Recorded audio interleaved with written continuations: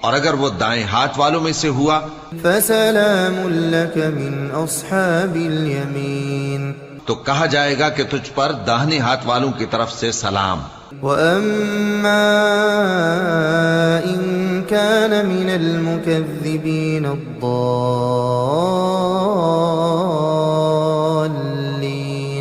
اور اگر وہ جھٹلانے والے گمراہوں میں سے ہوا فَنُزُلٌ مِّنْ حَمِيمٍ تو اس کے لیے کھولتے پانی کی ضیافت ہوگی وَتَصْلِيَةُ جَحِيمٍ اور جہنم میں داخل کیا جانا.